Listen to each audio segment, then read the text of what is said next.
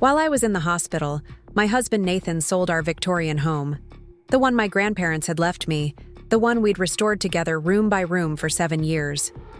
He emptied our joint accounts, packed his bags, and flew to Panama with my sister-in-law to start their new life with my money. What he didn't know? I'd already transferred the deed 6 months earlier after finding lipstick on his collar, not his sister's shade. When his buyer's check bounced, Nathan called me screaming.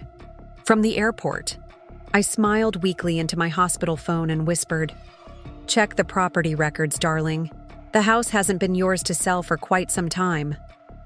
Before we jump back in, tell us where you're tuning in from, and if this story touches you, make sure you're subscribed, because tomorrow I've saved something extra special for you.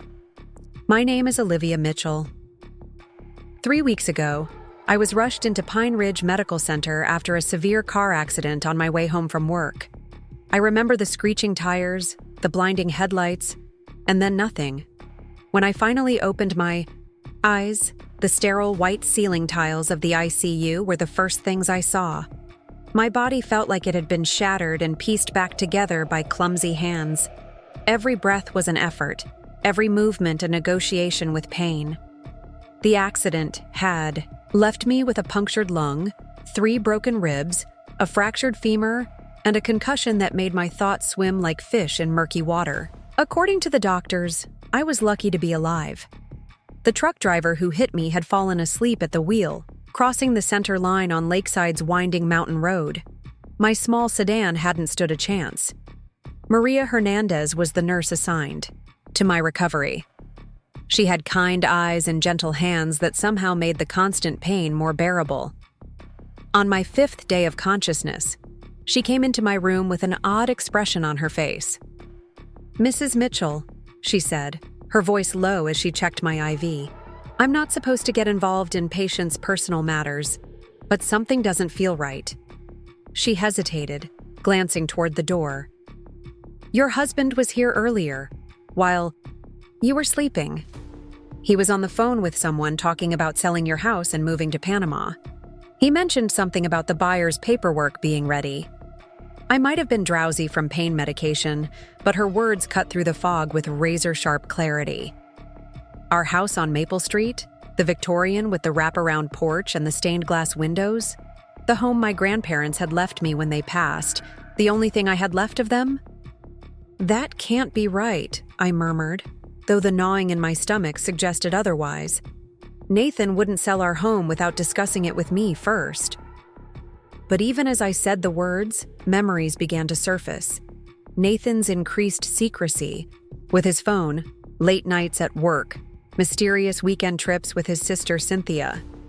6 months ago, I'd found a lipstick smear on his collar, a shade of red that Cynthia would never wear. When confronted, he'd laughed it off, blamed it on a coworker who'd hugged him after a successful presentation. I hadn't believed him then. I still didn't believe him now. "Maria," I said, my voice stronger than I expected, "could you bring me my purse? And possibly a phone charger?" When Maria returned with my belongings, I waited until she left to check my phone. 17 missed calls from Nathan, none of which he'd mentioned during his daily hospital visits. 8 text messages, all variations of, "Call me back immediately," and "We need to talk about the house." 1 voicemail, which I played with trembling fingers. "Olivia," Nathan's voice was tight with irritation, "I know you're conscious now. The doctors called me. Listen, an opportunity has come up, a chance for us to start fresh. I've found a buyer for the house. Great offer, all cash. I need you to sign some papers. I'll bring them tomorrow. Don't mention this to anyone at the hospital, all right? It's a surprise. A surprise. Like the surprise of the lipstick. Like the surprise of the late-night calls he took in the bathroom with the shower running. Like the surprise weekend trips with Cynthia that he claimed were sibling bonding time." With shaking hands, I opened my banking app. Our joint checking account, which had held nearly $120,000 from my recent insurance payout after my grandmother's inheritance tax assessment, now showed a balance of $842.19. The savings account, with the $50,000 I'd been setting aside for historical renovation grants for our home, was completely empty. The room seemed to spin, and not from my medication. Nathan had cleared out our accounts. He was selling our house. And based on Maria's overheard conversation, he was planning to leave the country. That night, when Nathan visited, his smile never reached his eyes as he placed a small bouquet of grocery store flowers on my bedside table. He chatted about trivial things, workplace gossip, a new restaurant that had opened downtown, how the neighbor's dog had dug up our garden again. "The doctors say you're making good progress," he said, checking his watch for the third time in 10 minutes. "You might even be discharged in a week or two."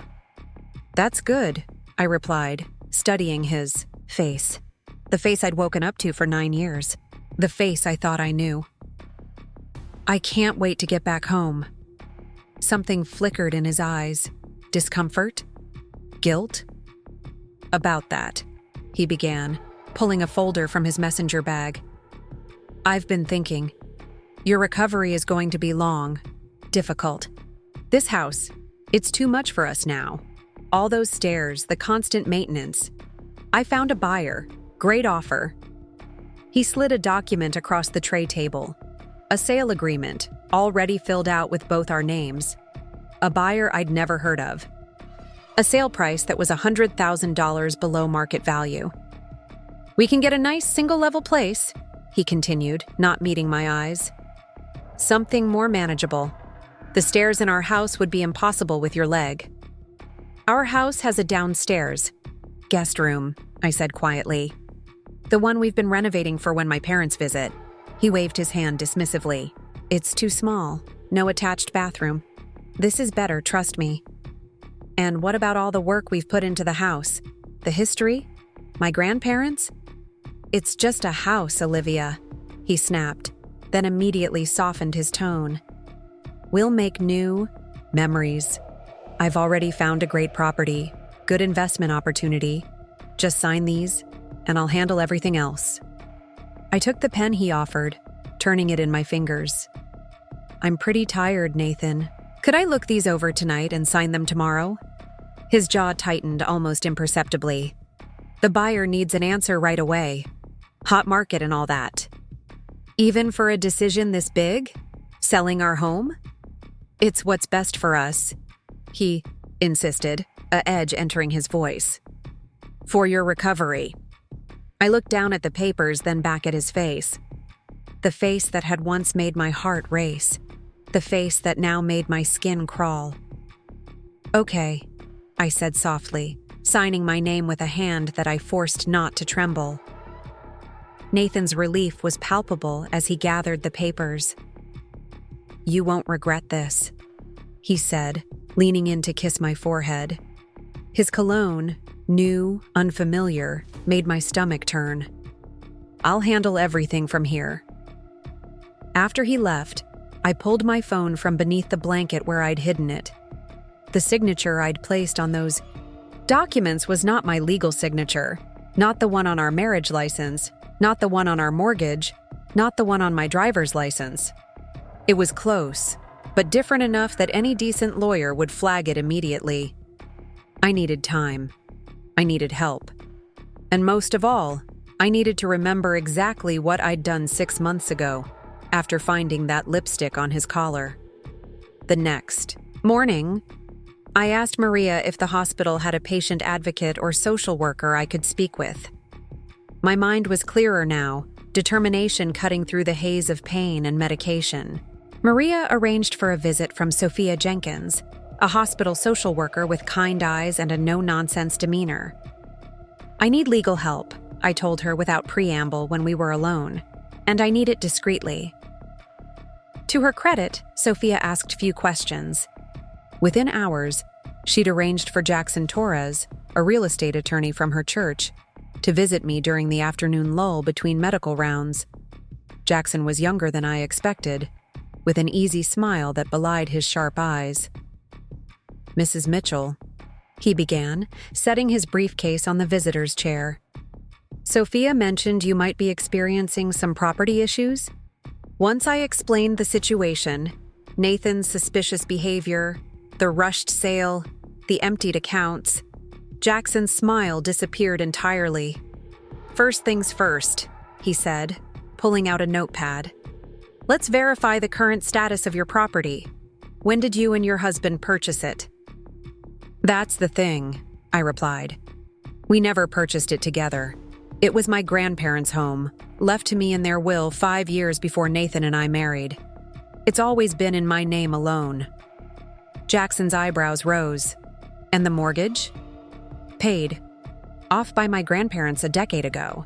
The house was free and clear." He made a note. Was? Past tense? This was the part that had been nagging at me since my conversation with Nathan. The fuzzy memory I couldn't quite grasp through the concussion and medication. 6 months ago, I found evidence that Nathan might be having an affair, I explained, the words still bitter on my tongue. I confronted him. He denied it, but something felt wrong. I started looking into our finances, our legal documents. I made some changes, but with the accident, I gestured to my broken body. I can't remember exactly what I did. Jackson nodded, understanding. Brain injuries can affect short-term memory. Let's start with the basics and see what we find. Preparing and narrating this story took us a lot of time, so if you are enjoying it, subscribe to our channel. It means a lot to us. Now back to the story. I'll need your permission to check property records. While Jackson stepped out to make calls, I closed my eyes, trying to force the memories through the fog in my brain. I remembered sitting at our antique desk in the home library after Nathan had left for a business trip with Cynthia. I remembered spreading documents across the polished mahogany surface, my grandmother's fountain pen in hand. I remembered calling someone, a lawyer, a friend, and asking urgent questions about property law in Oregon, but the specifics remained frustratingly out of reach. Jackson returned 20 minutes later, his expression carefully neutral. "Mrs. Mitchell, I've checked the county property records. The house at 247 Maple Street was indeed solely in your name until 6 months ago." My heart sank. So Nathan had me sign it over to him at some point, and I don't remember. "No," Jackson said, a small smile playing at his lips. 6 months ago, you transferred the deed to a living trust, the Olivia Mitchell Family Trust. You are the sole trustee and primary beneficiary. Your husband has no legal claim to the property whatsoever." The relief that washed over me was so intense that tears sprang to my eyes. Now I remembered, after finding the lipstick, after catching Nathan in several small but telling lies, I'd called my college roommate Rebecca, who had become an estate attorney. She'd helped me create the trust, transferring my most valuable asset into a legal structure that would protect it from any future claims by Nathan. "So he can't sell the house?" I asked, needing to hear the words. "He literally has no legal right to sell what he doesn't own," Jackson confirmed. "Any sales agreement he enters into is fraudulent. The title company will discover this during their search, assuming they're doing their job correctly." "And if they're not? If Nathan somehow convinces them otherwise?" Jackson's expression hardened. "Then he's committing real estate fraud, which carries significant legal and criminal penalties. But we shouldn't let it get that far. We need to alert the county recorder's office and the major title companies in the area immediately." Over the next 2 days, with Jackson's help, I pieced together more of what I'd done in those clear-eyed days 6 months earlier, before the accident had muddled my memory.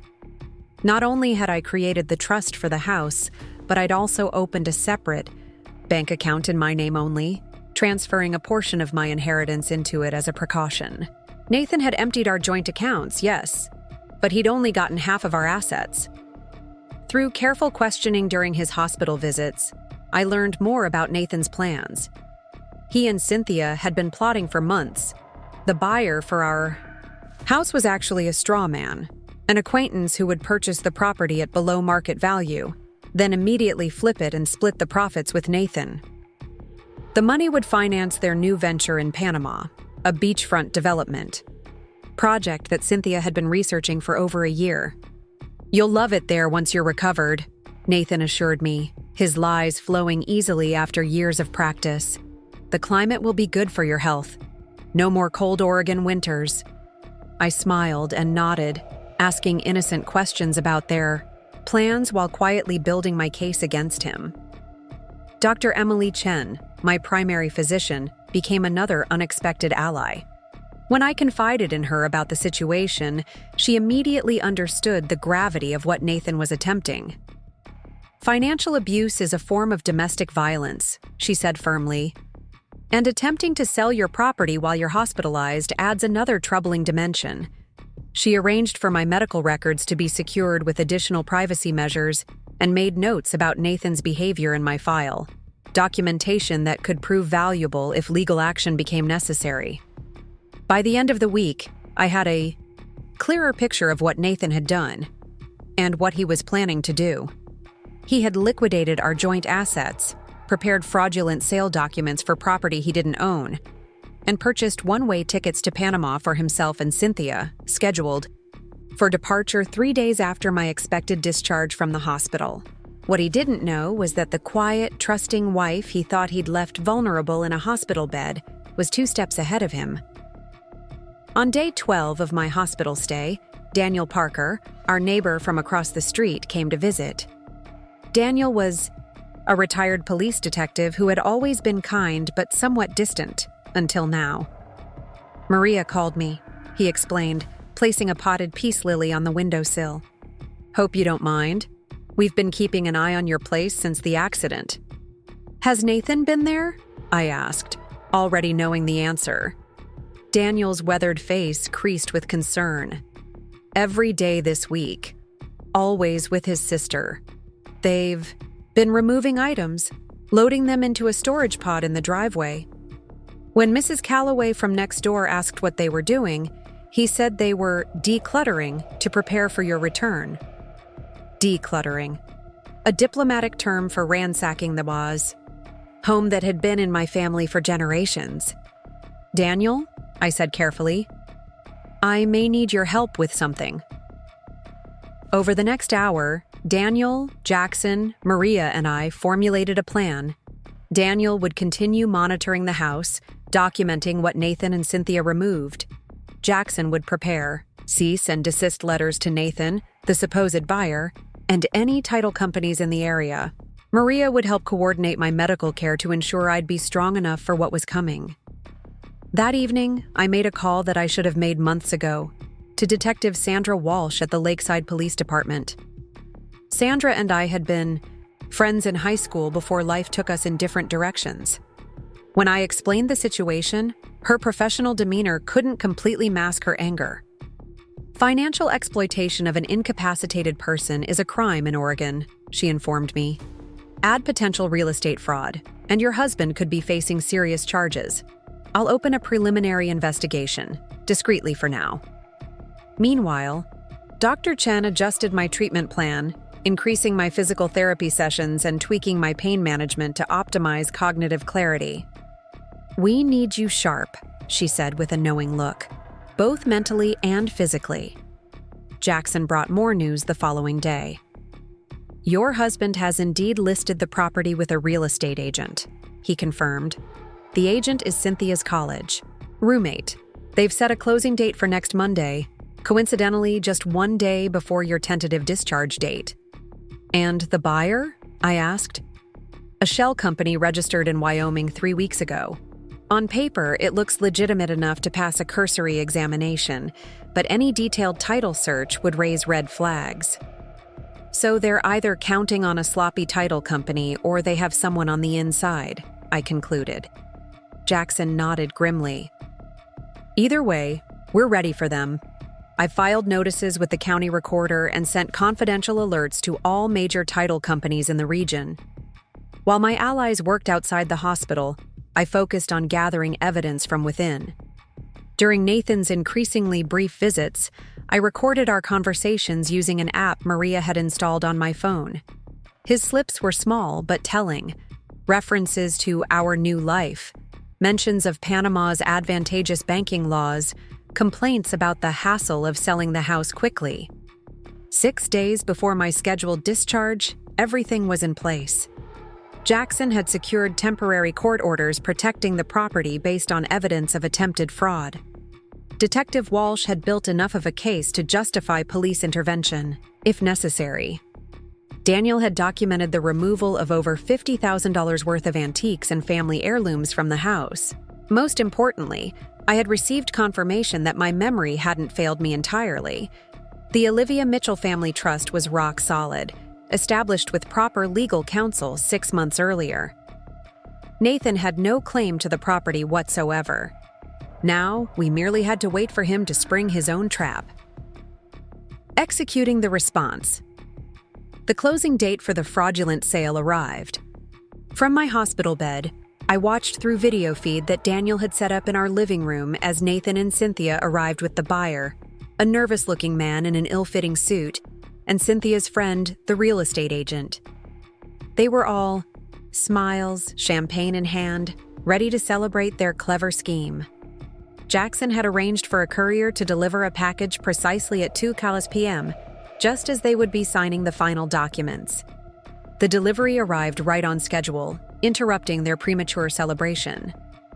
Nathan's face, captured perfectly on Daniel's camera, shifted from annoyance to confusion to stark fear as he opened the envelope containing a cease and desist order, copies of the trust documents showing he had no legal right to the property, and a letter from the district attorney's office regarding their investigation into attempted real estate fraud.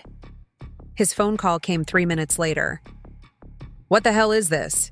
he demanded, his voice shaking with rage when I answered. "Hello, Nathan," I replied calmly. "I take it the closing isn't going well?" "You had no right." "Actually, I had every right. It's my house, Nathan. Always has been. Check the property records, darling. The house hasn't been yours to sell for quite some time." The silence on the other end was deafening. "How did you— The lipstick on your collar 6 months ago? Not your sister's shade, by the way. I may have trusted you with my heart, Nathan, but I wasn't about to trust you with my grandparents' legacy. So I protected it." His breathing became ragged.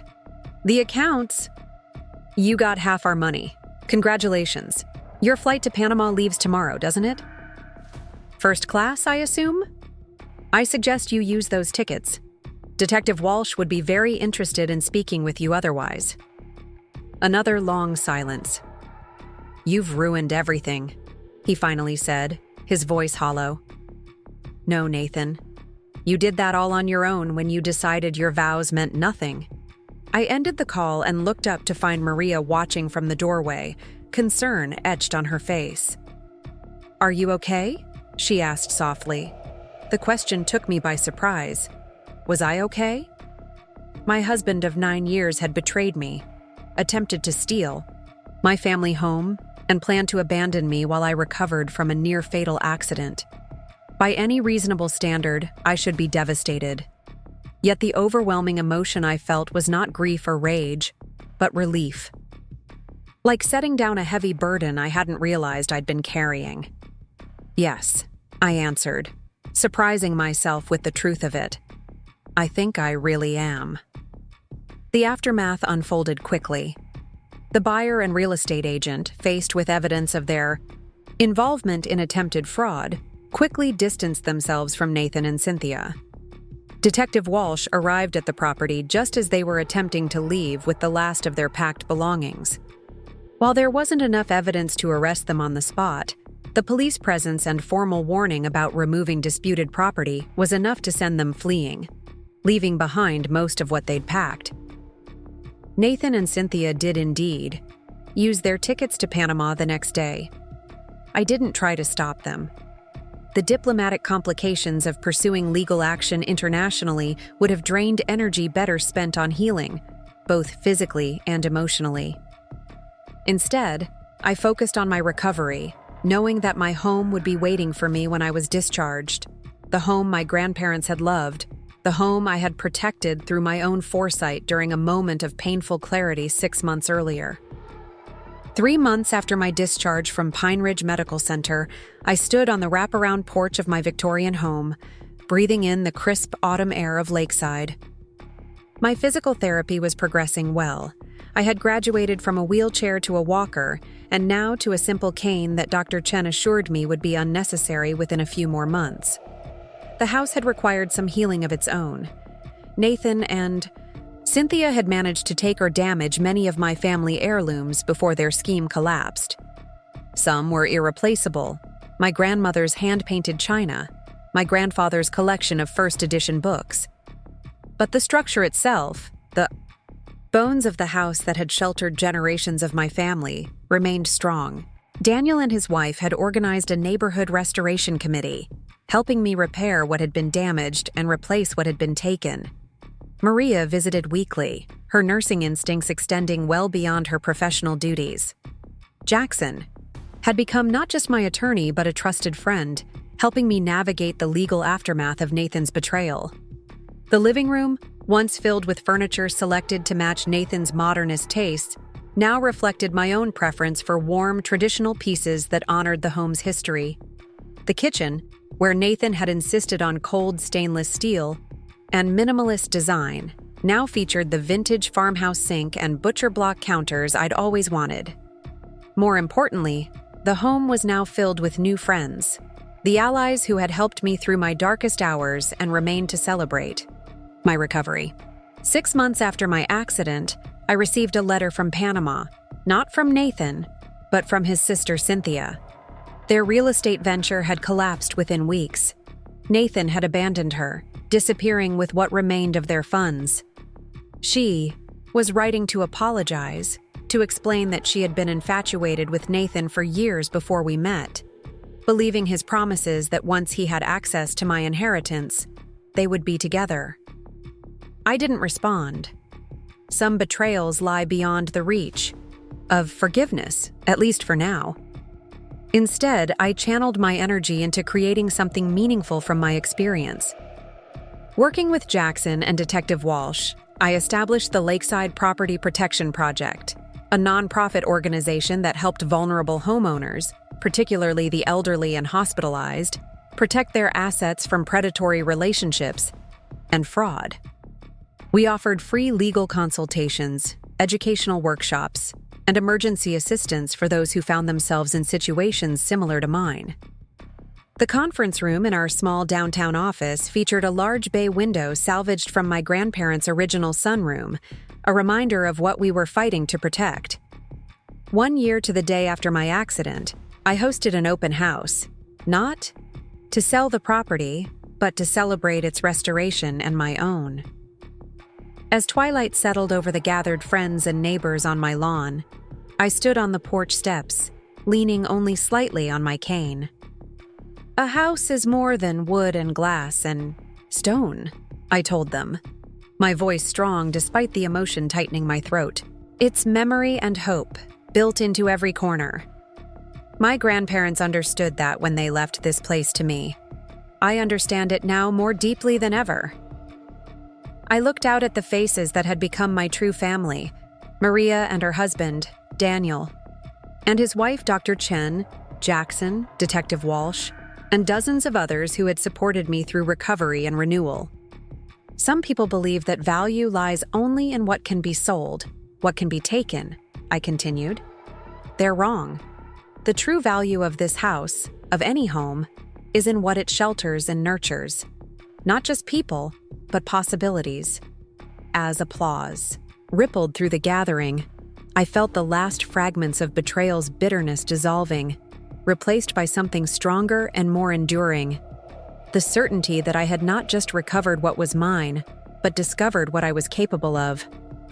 The house that Nathan had tried to steal from me had instead revealed my own strength, a foundation as solid and enduring as the century-old beams that supported the roof above us all, protecting not just myself, but now others who needed the same shelter I had once required. Sometimes, the greatest victory isn't in what you keep, but in what you become while fighting to protect it. The pain in my leg woke me before dawn. The hospital room remained shadowed, only the soft beeping of monitors and the distant sounds of the night shift changing over, breaking the silence. I pressed the morphine button, then regretted it immediately as the fog rolled back in. I needed clarity now, not comfort. With tremendous effort, I pulled myself upright, wincing as my ribs protested. The previous day's revelations about Nathan cascaded through my mind. The emptied accounts, the fraudulent sale documents, the plans for Panama. Questions multiplied like cells dividing. How long had he been planning this? Was Cynthia the other woman, or merely an accomplice? And most pressingly, what exactly had I done 6 months ago to protect myself? The memory floated tantalizingly at the edges of my consciousness, like a word on the tip of my tongue. I remembered anger, determination, paperwork spread across my grandmother's antique desk, but the specifics eluded me. Dr. Chen had explained that traumatic brain injuries often affected recent memories. "They'll likely return," she'd assured. "Minamam, but we can't predict when." I didn't have time to wait. Nathan was moving quickly, and I needed to move faster. When Maria arrived for her morning shift, I was ready with a request. "I need to make some private calls," I told her. "And I need someone I can trust to contact a few people for me." Maria's dark eyes assessed me carefully. "Your vital signs are better today," she observed, checking my charts. "And your cognitive tests are showing improvement." She lowered her voice. "Dr. Chen said I should give you whatever assistance you need within medical guidelines." "Thank you," I whispered, profoundly grateful for allies in this sterile place that had become the stage for my life's unraveling.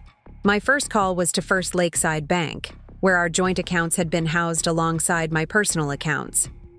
The customer service representative was initially hesitant to discuss account details over the phone, but once I'd passed their identity verification process and explained I was hospitalized, her tone changed. "Mrs. Mitchell, I see several large withdrawals from your joint accounts over the past 2 weeks," she confirmed, her voice professionally neutral. "All authorized with appropriate signatures." "And my personal accounts?" I asked, holding my breath. "You have 2 personal accounts with us," she replied. One checking account established 6 months ago with a current balance of $16,050, and one savings account opened at the same time with a balance of $175,432.19. Relief flooded through me so intensely that tears sprang to my eyes. I had done it. 6 months ago, I'd moved a significant portion of my inheritance to accounts Nathan couldn't access.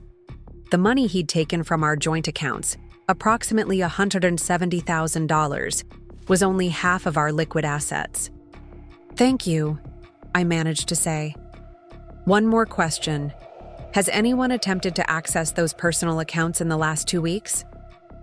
A pause, the sound of typing. "Yes. There were 3 failed access attempts last Thursday using incorrect security. Answers." 3 days after my accident, Nathan had tried to get to my personal funds while I lay unconscious. "I'd like to place additional security measures on those accounts," I said, my voice steadier now. "And I need to know what documentation I would need to remove my husband from our joint accounts." The representative explained the necessary procedures. Documentation I couldn't provide from a hospital bed. That would have to wait. For now, at least I knew I wasn't completely destitute. My next call was to Rebecca Goldstein, my college roommate turned estate attorney. We hadn't spoken in nearly a year, busy lives pulling us in different directions, but she answered on the second ring. "Olivia? My God, I heard about your accident. How are you?" "Recovering," I replied, then added, "and discovering some unpleasant truths about Nathan." A pause then. "What's he done?" The lack of surprise in her voice was telling. Had she seen something in him that I'd missed? Had everyone? I explained the situation as concisely as I could. The emptied accounts, the attempted house sale, the one-way tickets to Panama. "That absolute bastard," she hissed when I finished. "Taking advantage while you're hospitalized. That's a special kind of low." "Rebecca," I said carefully, "I think I consulted you about something 6 months ago. Something about protecting my assets. But the concussion, I can't remember the details." Another pause, longer this time. "Yes," she confirmed. "You called me in February. You'd found evidence that Nathan might be cheating and wanted to protect your inheritance, particularly the house. What did we do? We created a revocable living trust, the Olivia Mitchell Family Trust. You transferred the deed to the house, into the trust, with yourself as trustee and primary beneficiary. Your parents were listed as secondary beneficiaries." She paused. "Nathan's name appears nowhere in the trust documents." The memory crystallized suddenly. Sitting in my library, phone pressed to my ear as Rebecca walked me through the legal terminology. The quiet determination I'd felt, signing the documents with my grandmother's pen. The trip to the notary the next day. The filing with the county recorder's office. "So he can't sell the house," I breathed. "Not legally, no. He has absolutely no claim to it. If he's attempting to sell it, that's fraud." "What about the personal accounts I opened? Are those protected?" "Yes, those were part of our strategy. We moved portions of your inheritance and personal savings, assets that were clearly separate from marital property, into accounts solely in your name." She paused. "Olivia, if he's attempting to sell property he doesn't own and has emptied joint accounts while you're incapacitated, those are serious offenses. Have you contacted an attorney here in Lakeside?" "Not yet. I've only been fully conscious for, a few days." "Let me make some calls. You need local representation immediately." After disconnecting, I lay back against the pillows, processing what I'd learned. 6 months ago, suspecting Nathan's infidelity, but not yet imagining the depth of his betrayal, I had taken steps to protect myself. Present-day Olivia was profoundly grateful to past Olivia for that foresight. A soft knock interrupted my thoughts. Maria entered with a tray, followed by a tall man in a pressed suit carrying a leather briefcase. "Mrs. Mitchell, this is Richard." "Blackwood," she said. "He's an attorney, a friend of my brother's." Richard set his briefcase on the visitor's chair and extended his hand. "Mrs. Mitchell, I understand you're in a difficult situation." His handshake was firm, his gaze direct. "Maria's told me the basics," he continued, "though I'm sure there's more to the story. If you're comfortable, I'd like to hear it directly from you." For the next hour, I outlined everything: the accident, Nathan's behavior, the discoveries I'd made, and the protective measures I'd taken 6 months earlier. Richard took meticulous notes, interrupting occasionally with clarifying questions. His expression remained professionally neutral, but I caught flashes of contained anger in his eyes as the story unfolded. "You were extremely wise to create that trust," he said when I finished. "Without it, this would be a much more complicated situation." "Can he really sell the house without my knowledge?" I asked. "Don't title companies verify ownership?" "They should," Richard acknowledged, "but things slip through, especially if someone has manufactured convincing documents or has an inside connection at the title company." The thought sent chills through me. "So, even with the trust, he could potentially succeed?" "It's unlikely, but we shouldn't take chances." He pulled out his phone. "With your permission, I'd like to contact the county recorder's office immediately to flag any attempted transactions on your property, and we should notify local title companies as well." While Richard stepped out to make calls, Dr. Chen arrived for her rounds. Her normally serene expression tightened when she saw my strain. "Your blood pressure is elevated," she noted, checking the monitors. "Pain levels?" "Manageable," I replied. "It's more stress than pain." She lowered her voice. "Maria briefed me on the situation with your husband. From a medical perspective, this additional stress could impede your recovery." "I know, but However, she continued, speaking over my protest, from a human perspective, I understand that resolving this situation is necessary for your overall well-being. She adjusted something on my IV drip. I'm modifying your medication schedule slightly. Less sedation during the day for clarity, with proper pain management and sleep aids. At night, her small act of understanding brought tears to my eyes. Thank you. You'll need all your faculties, she added, making notes in my chart. And regarding your memory issues, cognitive exercises might help. Try to recall specific details about the house, about the trust creation, about your accounts. The more you try to access those memories, the more likely they are to return. After she left, I closed my eyes, following her advice. I pictured our house, the Victorian on Maple Street with its gabled roof and stained glass transom windows. The wraparound porch where I'd spent countless summer evenings reading in my grandmother's wicker chair. The library with built-in bookshelves that my grandfather had crafted by hand.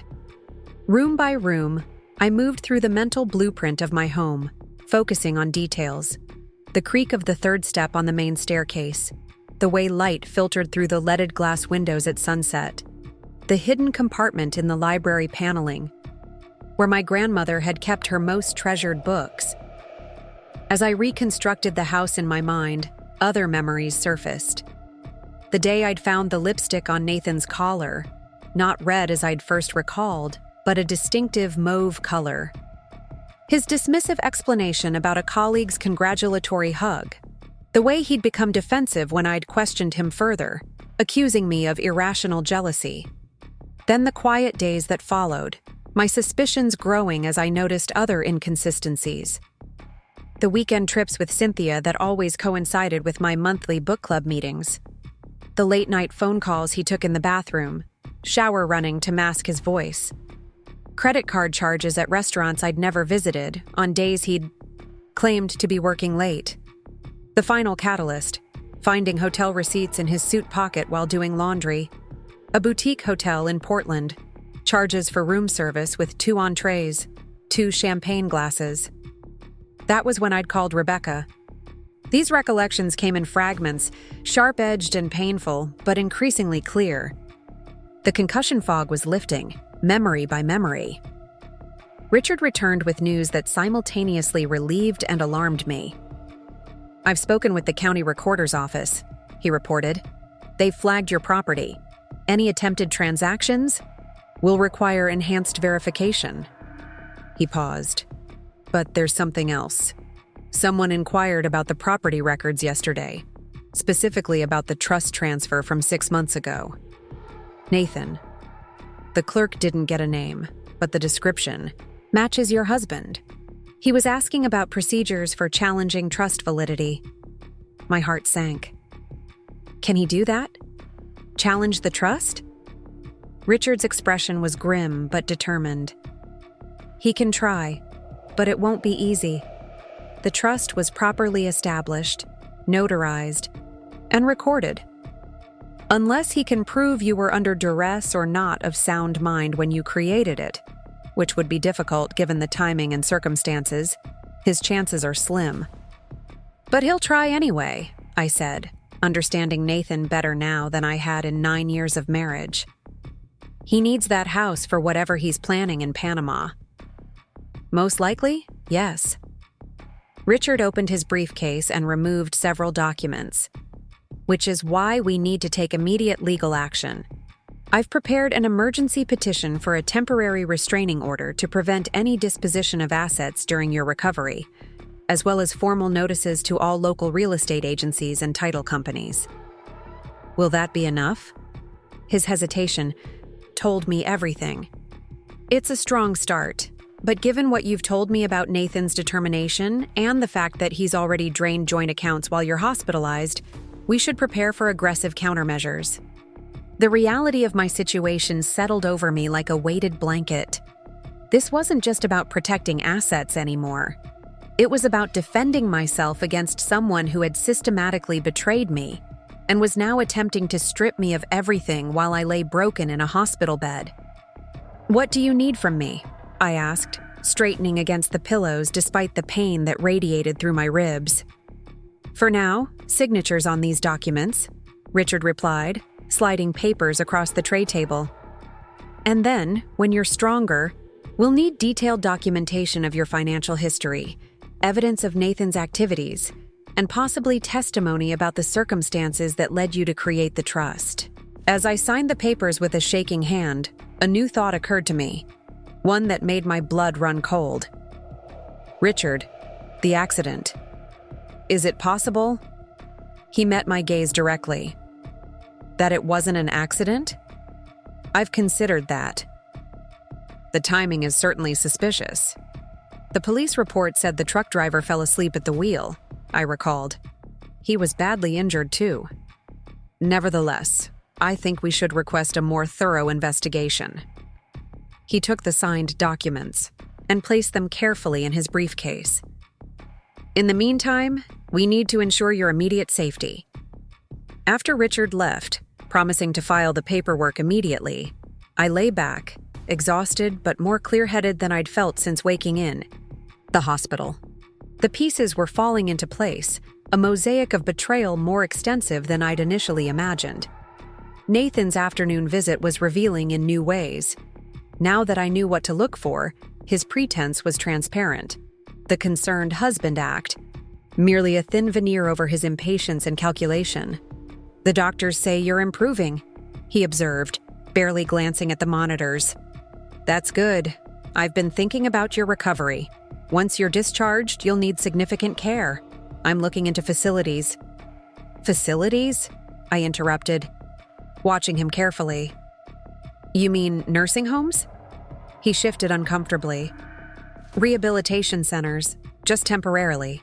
Our house isn't ideal for someone with your injuries." "Our house," I repeated softly. "The Victorian on Maple Street with all those stairs." "Exactly," he agreed quickly. "Completely impractical, and the maintenance is already more than we can handle. It makes sense to sell now, while the market is strong." He pulled papers from his messenger bag. "The buyers are very interested, but they need an answer by tomorrow. If you could just sign—" "You know," I interrupted again. "I was thinking about the house earlier today, trying to exercise my memory, like the doctor suggested." I watched his expression carefully. I was recalling that hidden compartment in the library paneling, the one where my grandmother kept her first editions. A flash of something, concern? Alarm? Crossed his face. "I don't think I've ever seen that." "No? I could have sworn I showed you." I paused. "It's where I kept important documents. Deeds, insurance policies, that sort of thing." He stilled almost imperceptibly. "Well, we'll make sure everything is properly packed before the sale. Speaking of documents," I continued, my heart racing despite my outwardly calm demeanor. "I was also trying to remember if I ever showed you the trust paperwork." "Trust paperwork?" His voice was carefully neutral, but his knuckles whitened. "Around the sales documents he held. For the Olivia Mitchell Family Trust, the one I created 6 months ago, the one that owns the house." I met his gaze steadily. "The one that makes it impossible for you to sell the property." The mask slipped then, his face hardening into something unrecognizable. This was the real Nathan, I realized, the one I'd never fully seen during our 9 years together. "What have you done?" he asked, his voice dangerously quiet.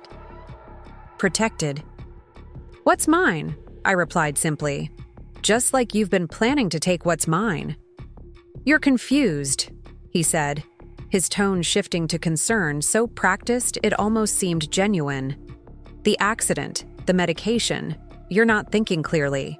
"Actually, I'm thinking more clearly than I have in years." I pushed the sales documents away. "I won't be signing these. Ever. And I suggest you reconsider those plane tickets to Panama. Attempting to sell property you don't own could result in fraud charges." His expression cycled rapidly through shock, anger, calculation, and finally, a chilling composure. "This is unfortunate," he said, standing and gathering his papers. I was hoping we could handle this amicably. Like you handled our joint accounts amicably? Or the life you were planning with my sister-in-law amicably? The slight widening of his eyes confirmed my suspicion about Cynthia. Not just an accomplice, then, but the other woman as well. You don't understand what you're doing, he said, his voice low. You're still injured, vulnerable. You need me. What I need, I replied evenly, is for you to leave my room and my life. We can discuss divorce terms through attorneys. He stared at me for a long moment, calculation visible behind his eyes. Then, without another word, he turned and left. Only after the door closed did I allow myself to tremble, the adrenaline crash leaving me drained and aching. I pressed the call button, and Maria appeared almost immediately. He knows, I told her, my voice unsteady. About the trust, about my suspicions. He didn't take it well. Maria's expression hardened. I'll speak with security. No visitors without prior approval from now on. She checked my vital signs, frowning at the elevated readings. Try to rest. You've done what you needed to do for today. But as I lay back against the pillows, I knew this confrontation was merely the opening salvo. Nathan would not surrender. Easily. Not the house, not the money he believed he deserved, not the escape he'd been planning. And I was still trapped in this hospital bed, my body broken, my resources limited, my allies few. The trust protected the house, yes, but Nathan still had half our money in a desperation that made him dangerous. The next phase would require not just legal maneuvering, but strategic thinking. I needed to anticipate his next moves, shore up my defenses, and prepare for a battle that would likely get uglier before it resolved. As darkness fell outside my window, I closed my eyes and continued the memory exercises Dr. Chen had suggested, searching for any additional protections or resources I might have established during those clear-eyed days 6 months ago when I'd first glimpsed the truth about my marriage. Tomorrow would bring new challenges.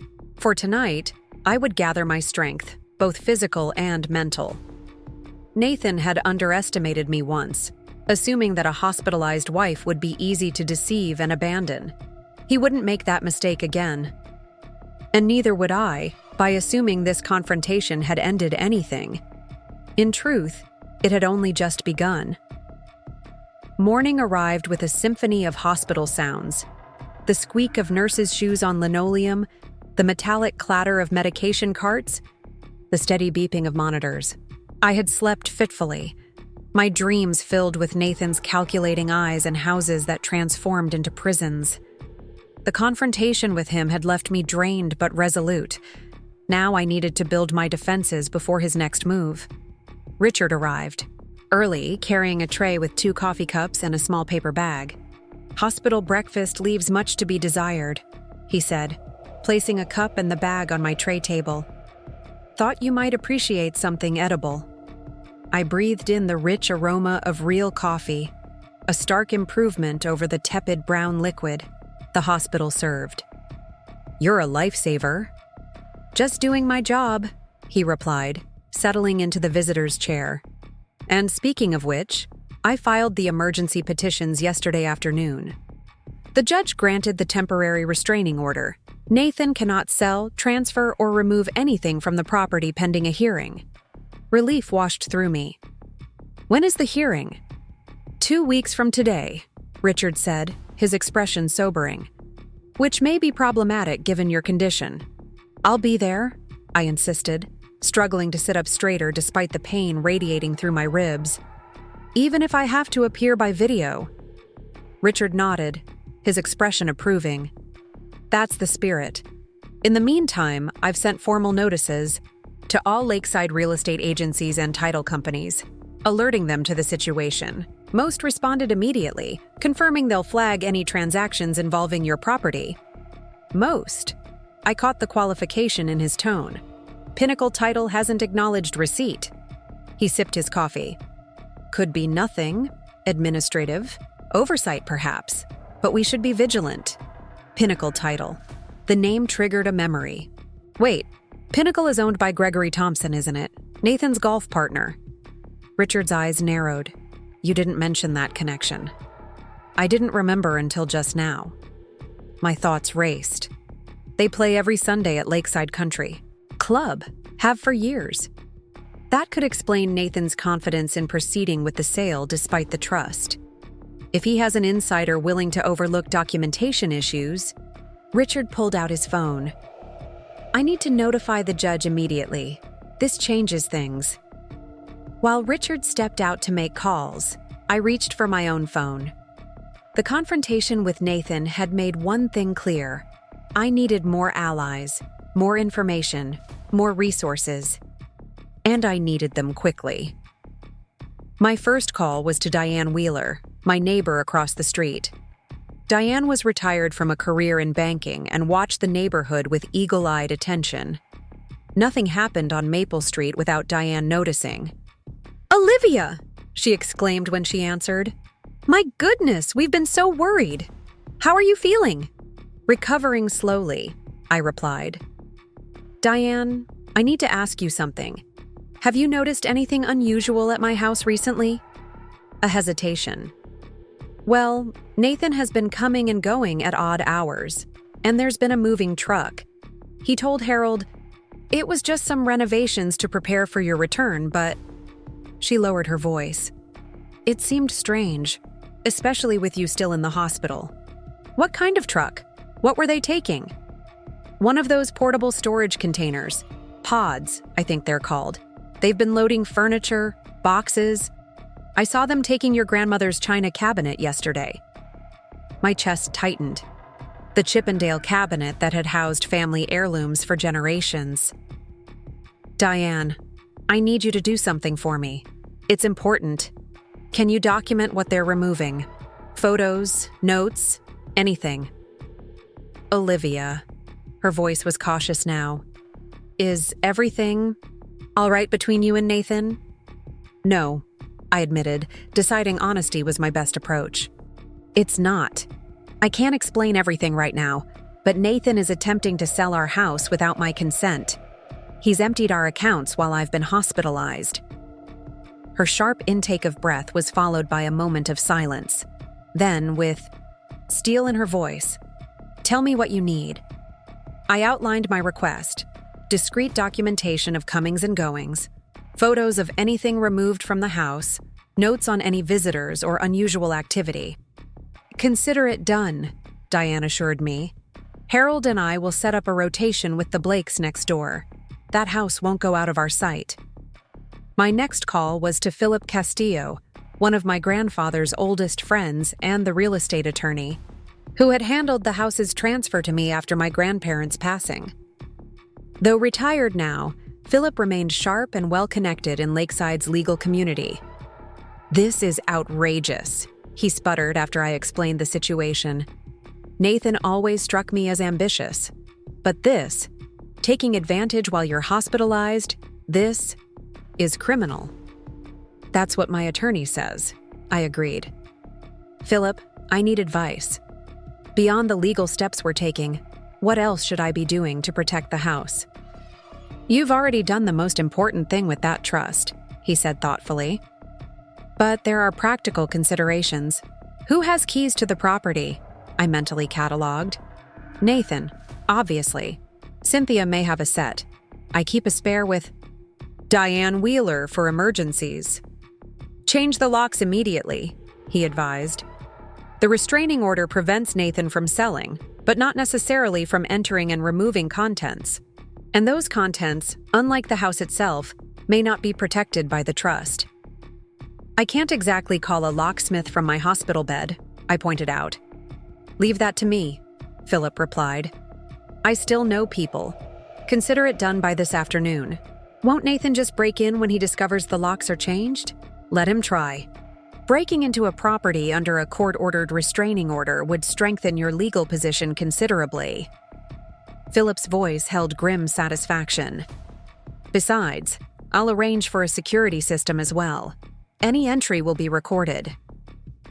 After finishing with Philip, I made a series of additional calls to my bank, confirming the freeze on my personal accounts, to Dr. Chen, discussing realistic timelines for discharge, to the insurance company handling my accident claim. Each call added another layer of protection, another resource, another ally. By mid-afternoon, I had assembled a small but determined network of supporters, each contributing their specific expertise to my defense. Richard returned with updates from the court. The judge was very interested in the Pinnacle title connection.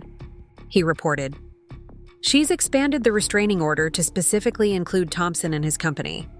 Any violation could result in contempt charges."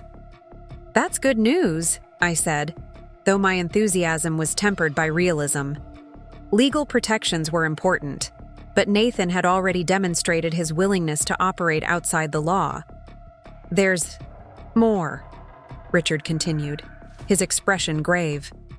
"I had my paralegal do some digging into Nathan's recent activities. 3 weeks ago, he registered a corporation in Panama, Lakeside Developments, LLC. 3 weeks? I echoed, the timing sending a chill through me. Before my accident. Yes, and there's something else. Richard hesitated. The truck driver involved in your accident, his medical bills were paid 2 days ago by a cashier's check from your joint account. The implication hung in the air between us, too monstrous to voice aloud. That doesn't necessarily mean anything, I said finally, though my voice lacked conviction. It could be guilt or an attempt to avoid litigation. Richard nodded, but his eyes told me he wasn't convinced. Either way, I've notified Detective Ramirez at Lakeside PD. He's reopening the investigation into your accident. The thought that Nathan might have orchestrated my accident was almost too horrific to contemplate. Yet it aligned with everything else I was discovering about the man I'd married. The calculation, the ruthlessness, the absolute commitment to his own agenda regardless of who was hurt. We need to move faster, I said, my voice steadier than I felt. If Nathan suspects the police are investigating, he might accelerate his plans. Agreed, which is why I've prepared these. Richard withdrew several documents from his briefcase. Power of attorney giving me limited authority to act on your behalf regarding the property. Authorization for a formal audit of all accounts Nathan has accessed, and a petition to freeze any assets he may have established in Panama. I signed them without hesitation, my signature growing stronger with each document. Nathan had spent years underestimating me, viewing my quiet nature as weakness rather than the self-containment it truly was. That misconception would be his undoing. By late afternoon, my hospital room had transformed into an impromptu command center. Maria had arranged for a small table to be brought in, where Richard could spread out documents. Dr. Chen had modified my treatment schedule to ensure I had clear periods for meetings and calls. Diane reported regularly with updates from the house. "They're loading more boxes today," she informed me during her latest call. "Nathan and Cynthia, plus 2 men I don't recognize. Professional movers from the looks of it. I've photographed everything. Can you see what they're taking? More furniture, artwork, that beautiful grandfather clock from your entryway." Her voice hardened. "Don't worry, I'm documenting everything. They won't get away with this." As evening approached, Philip called with his own update. "Locks changed on all exterior doors," he reported. "Security system installed. Cameras on all entrances. Motion sensors inside. I'm having the feeds monitored by a service. Any entry will trigger alerts to both the security company and the police." "Thank you, Philip." My gratitude was immense. "What do I owe you for all this?" "Not a penny," he replied firmly. "Your grandfather was my dearest friend. For 60 years. Consider this a small repayment for all he did for me."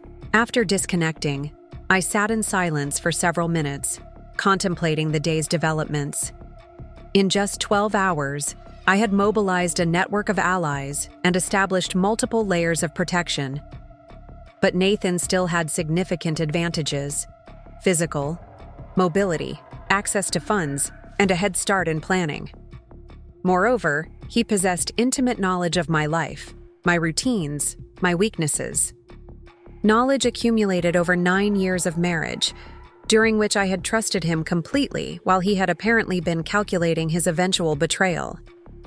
I needed to understand his plan more fully.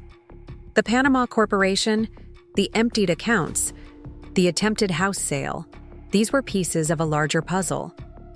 The more completely I could map his strategy, the more effectively I could counter it. Maria entered with my evening medication. "You look exhausted," she observed, checking my vital signs. "Your body is still healing. You need rest." "I know," I admitted. "But there's so much to do. Nathan is moving quickly." "And you've assembled an impressive team to counter him," she pointed out. "Let them handle some of this while you recover your strength." She was right, of course. Even with the reduced sedation Dr. Chen had ordered, my body demanded recovery time.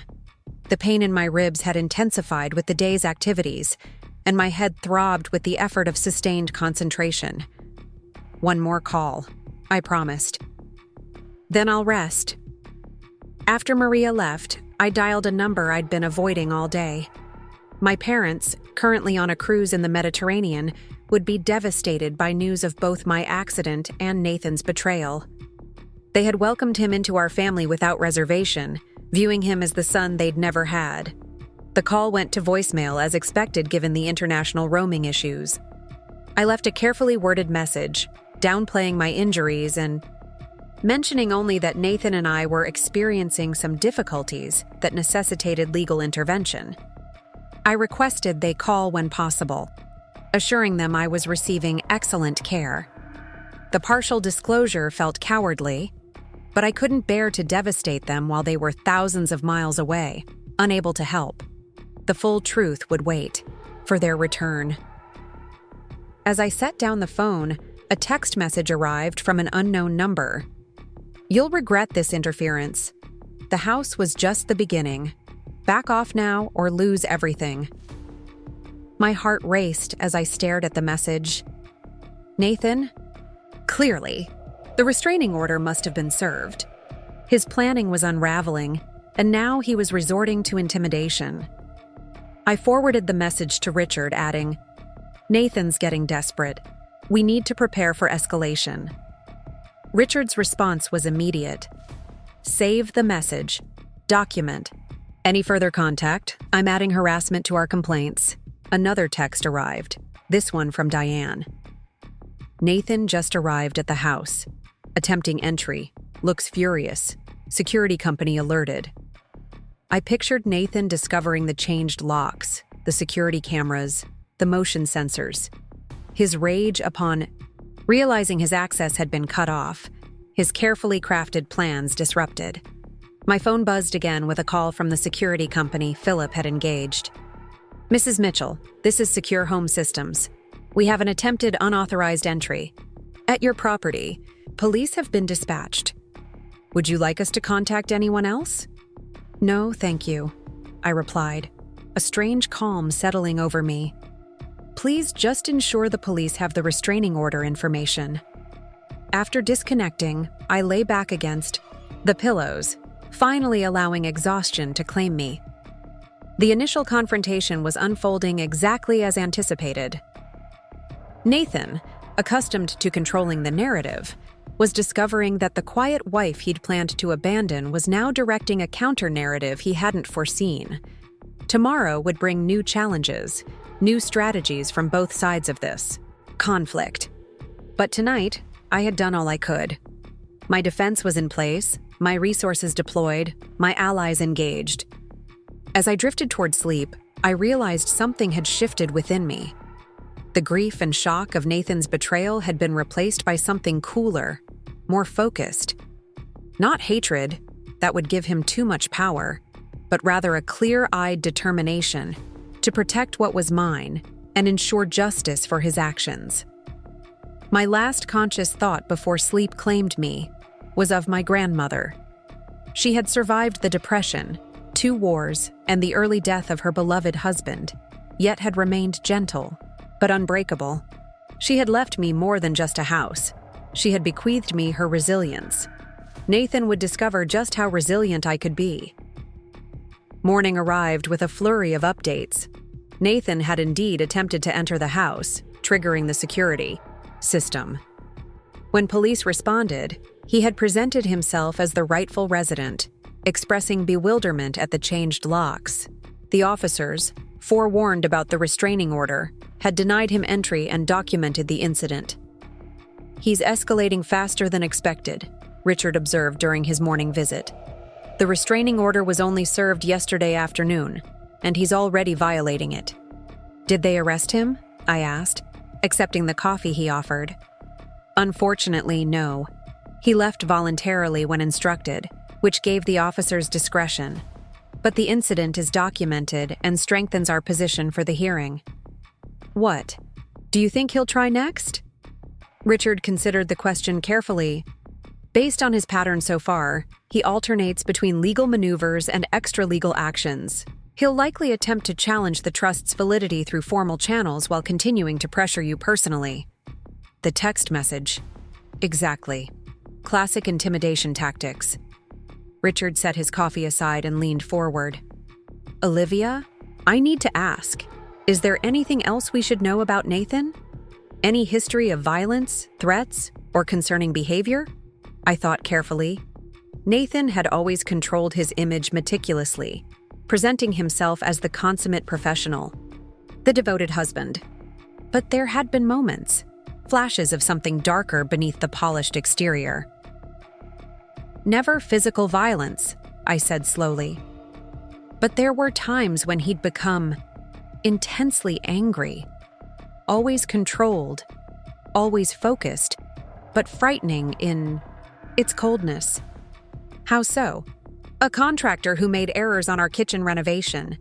Nathan had the man blacklisted throughout Lakeside, ensured he couldn't get work.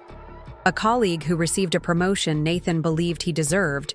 Her car was vandalized repeatedly, though nothing was ever proven." I paused, remembering. He never expressed satisfaction about these incidents, but he didn't express sympathy either, just observed that people get what they deserve. Richard made notes, his expression grave. This suggests he might be willing to escalate beyond legal challenges and harassment. "We should consider additional security measures for you here at the hospital." The thought was sobering. Could Nathan's desperation drive him to direct action? Against me? The possibility seemed both unthinkable and increasingly plausible as more of his true nature was revealed. "I've already spoken with hospital administration," Richard continued. "They've added notes to your file restricting visitors to an approved list. Security has been notified to check ID for anyone attempting to see you." "Thank you," I said, genuinely grateful for his foresight. "What else should we be doing?" "We need to solidify your financial position. The trust protects the house, but what about other assets? Investments? Retirement accounts?" I considered this. Most of our investments were joint, which means Nathan has likely already liquidated them. But my retirement account is separate. It's from my years at the university before we married. Good. Is Nathan listed as the beneficiary? Yes, I admitted, but I never added him as an authorized user or gave him power of attorney. Let's change that beneficiary designation immediately, Richard advised. And while we're at it, let's review all your insurance policies as well. The morning progressed with methodical planning. We compiled a comprehensive inventory of assets, identifying vulnerabilities and implementing protections where possible. Richard arranged for a forensic accountant to trace the funds Nathan had withdrawn, establishing documentation for eventual recovery efforts. By noon, a clearer picture of Nathan's financial maneuvers had emerged. The Panama Corporation appeared to be the centerpiece of his strategy, a vehicle for moving assets beyond U.S. jurisdiction while establishing a new business venture with Cynthia. The house sale was critical to his plan, Richard observed, reviewing the documentation. Without that capital infusion, the Panama development project is likely underfunded. Which explains his desperate attempts to proceed with the sale despite the trust, I concluded. He's committed funds he doesn't have access to yet. Exactly. And now he's facing potential investors with promises he can't fulfill. The realization brought a grim satisfaction. Nathan's carefully constructed escape plan was collapsing around him, forcing him into increasingly desperate measures. As afternoon approached, Diane called with another update. Nathan returned with someone official-looking. They examined the exterior of the house but didn't attempt entry. Then they had an intense conversation in the car before leaving. Probably his attorney, Richard surmised after I relayed the information.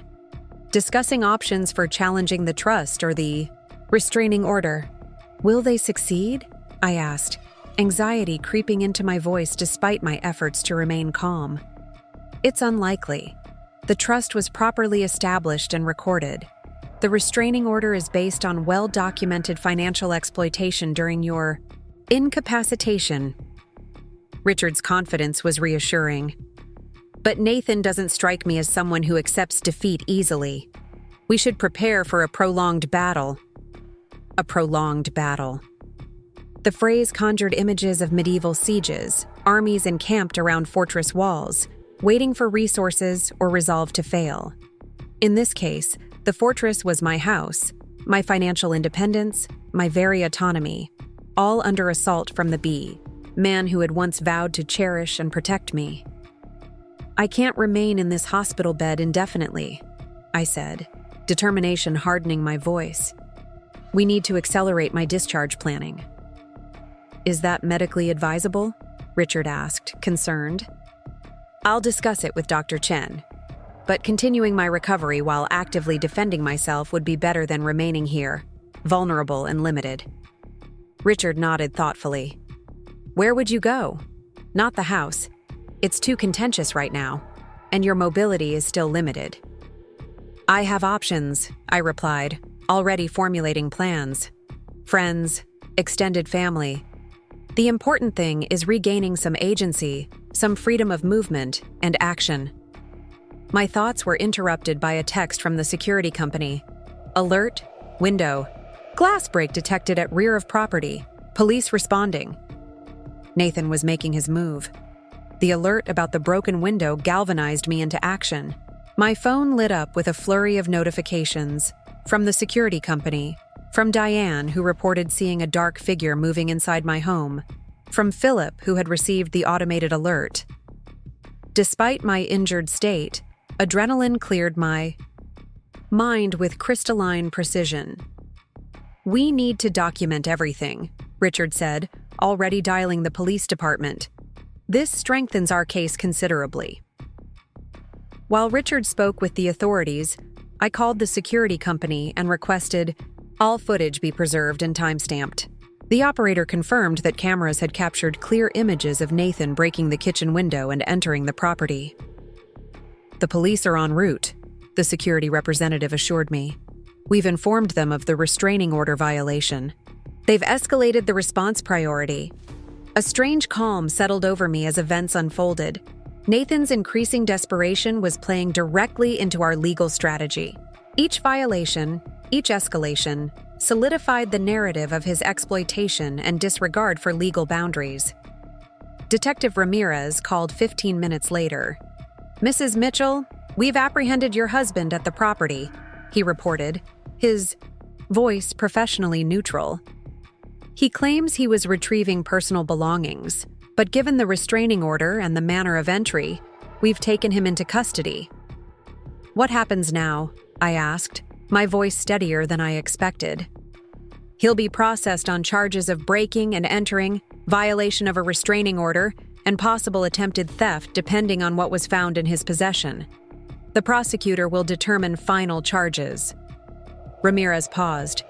Given these circumstances, you might want to consider a more permanent protection order. I'm already preparing the petition, Richard confirmed after I relayed the detective's suggestion. This incident transforms our case from primarily financial to one involving potential personal safety concerns. Nathan's arrest created an unexpected window of opportunity. With him temporarily contained, we could accelerate our countermeasures without interference. Richard immediately filed additional court motions, a permanent protection order, an emergency, hearing regarding the marital assets Nathan had liquidated, and a formal investigation into the Panama Corporation. Dr. Chen arrived for her afternoon rounds, noting my elevated heart rate and blood pressure with concern. "These developments are clearly stressing your system," she observed, reviewing the monitors. "While I understand the necessity of addressing these issues, I'm worried about the impact on your recovery." "I know," I admitted. "But remaining passive while Nathan dismantles my life would be equally detrimental to my health." She considered this with her characteristic thoughtfulness. "Perhaps a compromise, then. I'll conditionally approve your discharge for day after tomorrow, provided your vitals stabilize and you have appropriate medical support in place at your destination." "Day after tomorrow," I repeated, hope rising. "That would be tremendous. But," she cautioned, "you'll need 24-hour care initially. Your mobility is still severely limited, and pain management remains essential for proper healing." "I've already arranged for a private duty nurse," Richard interjected, "and secured a suitable accommodation with appropriate accessibility features." Dr. Chen raised an eyebrow. "You've been planning this." "Contingency preparation," Richard replied with a slight smile. "Olivia's situation requires forward thinking." After Dr. Chen left, Richard shared the details of the arrangements he'd been quietly organizing. "Philip has a guest house on his property, single level, recently renovated with accessibility in mind. He's offered it for your use during recovery." The thought of leaving the hospital filled me with equal parts anxiety and determination. My body remained broken, my movement limited by pain and weakness. Yet remaining in this room, tethered to monitors and institutional routine, limited my ability to defend myself effectively. "The timing aligns well with Nathan's legal situation," Richard continued. "Given the nature of the charges and his flight risk, evidenced by the Panama preparations, the prosecutor will likely request substantial bail or even detention until trial." "Nathan has resources," I reminded him.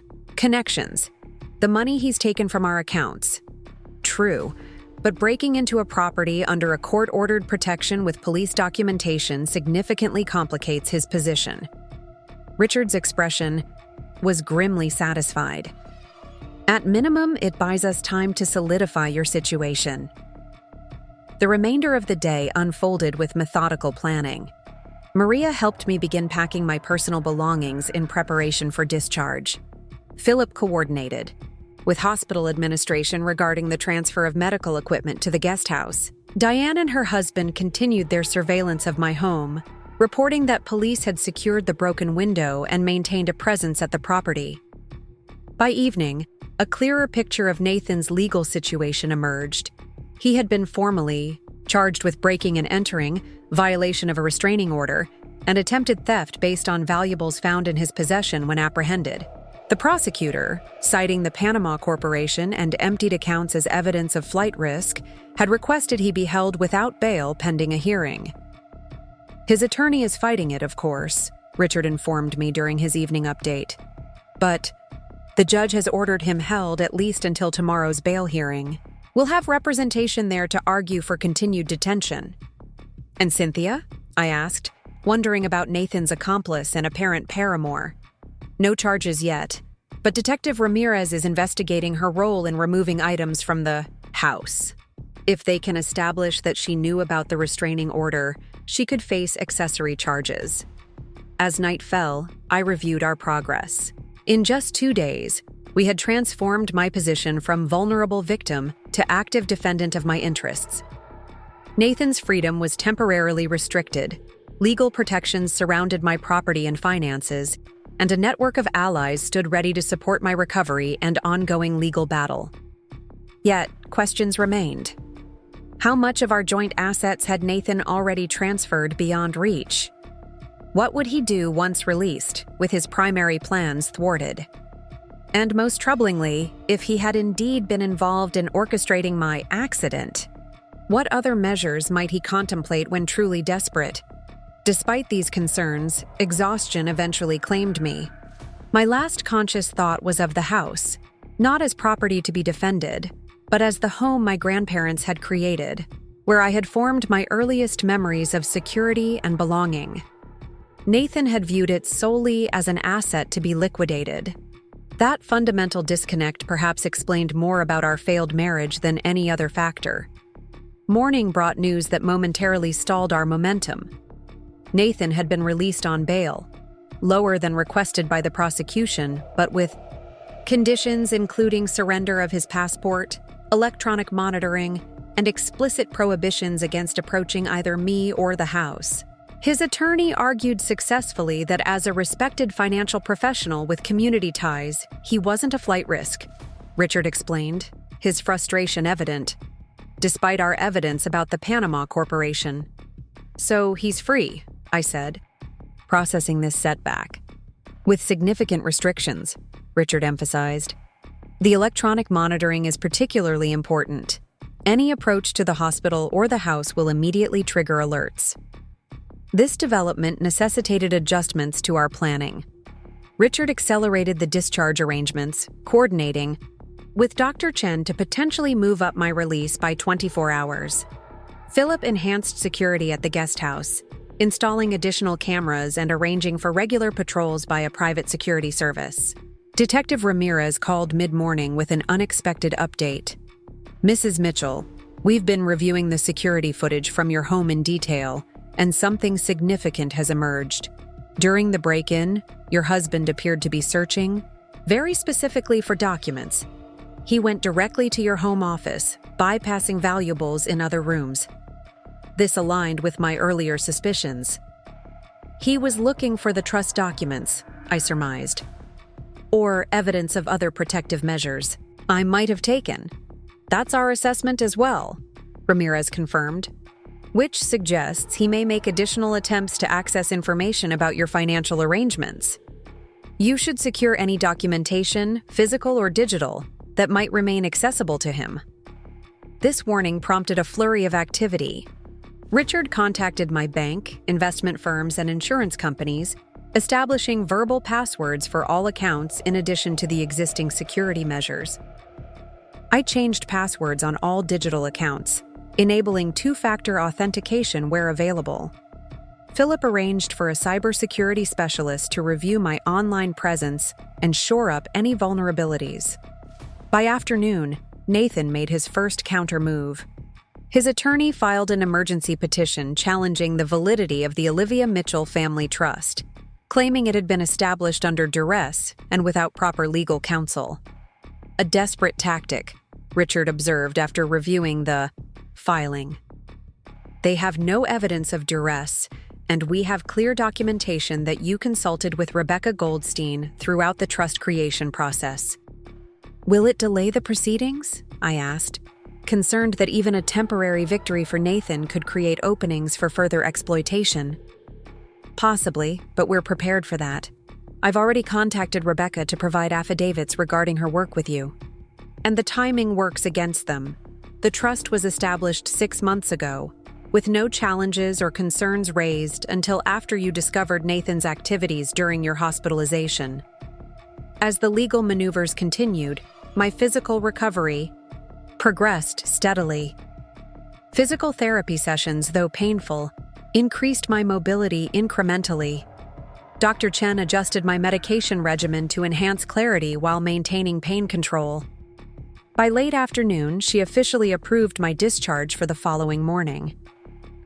You're healing remarkably well considering the circumstances, she noted during her final examination. But I want to be absolutely clear. You remain significantly injured. Your femur fracture requires another 6 to 8 weeks before bearing weight. Your ribs need at least 4 more weeks for proper healing. And while your cognitive function has improved dramatically, concussion effects can linger for months. I understand, I assured her. I'll follow all the recovery protocols. See that you do, she replied firmly. I'm authorizing this early discharge only because you have excellent support systems in place, and because I recognize the psychological benefits of removing you from this environment. As evening approached, the hospital room that had been my Entire world for weeks gradually transformed. Personal items were packed, medical equipment was disconnected or arranged for transfer. Discharge instructions were reviewed and signed. Maria, working her final shift with me, moved through these preparations with efficient care, occasionally pausing to offer words of encouragement. "You're one of the strongest patients I've ever worked with," she told me as she packed my medications. "Most people would have been shattered by what you've endured, physically and emotionally. Instead, you've orchestrated a remarkable defense while healing from life-threatening injuries." Her words touched me deeply. "I've had tremendous help," I acknowledged. "From you, from Richard, from so many others who've stepped forward." "Help, yes," Maria agreed.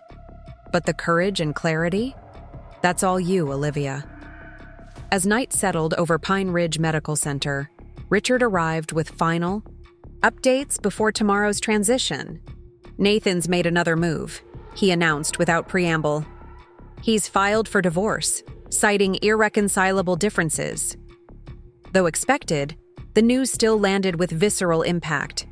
Despite Nathan's betrayal, despite the clear evidence that our entire marriage had apparently been a calculated financial strategy on his part, some childish part of me had still hoped for. What? Remorse? Reconciliation?